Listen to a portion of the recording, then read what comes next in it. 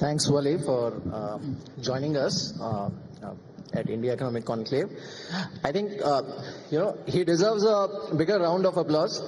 He has made special effort flying all the way from Europe, and he has been, listening to all sessions which are going on since morning.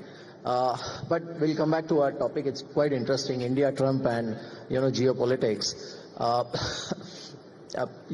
When the US election results came, there was a sense of ecstasy in India because people were quite happy that Trump is back.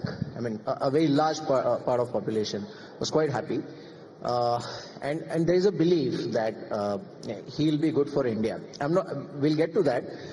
But my first question is, you have been following geopolitics, especially what's happening in Middle East and all over the world very closely.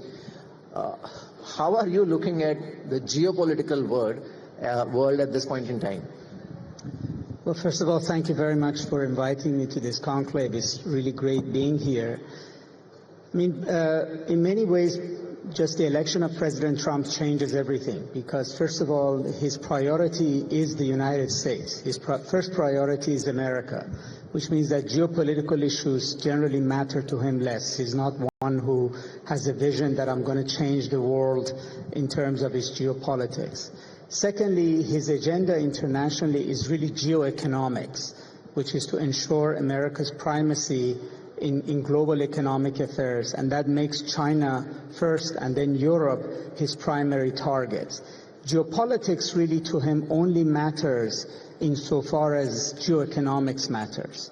And I think his first instinct would be that geopolitical issues do not meddle with his geoeconomic issues. So the war in Ukraine or the conflict in the Middle East will only matter to him insofar as either they help his geoeconomic vision or he would want to stop them in order to prevent them from having an impact on geoeconomic issues.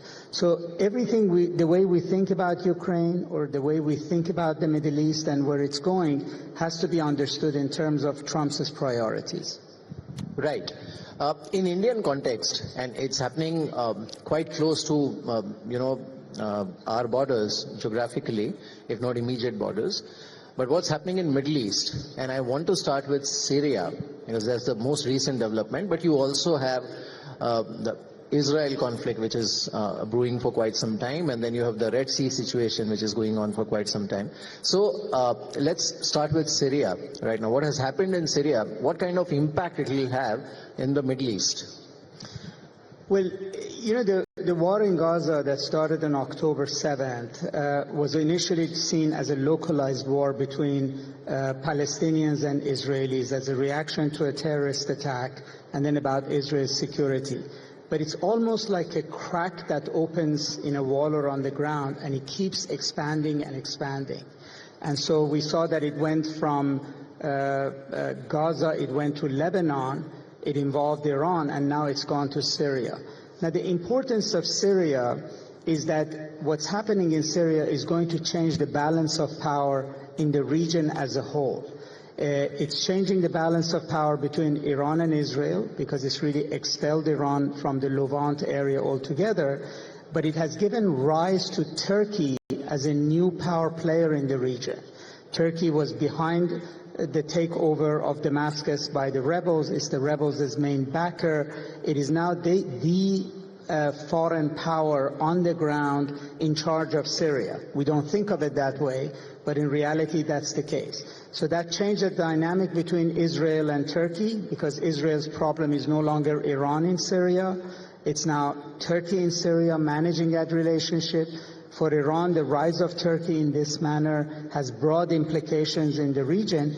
And then the Arab countries, many of whom are much closer in terms of trade to India, the countries in the Gulf, they have a very low tolerance for the kind of Islamic government that has come to power in Syria.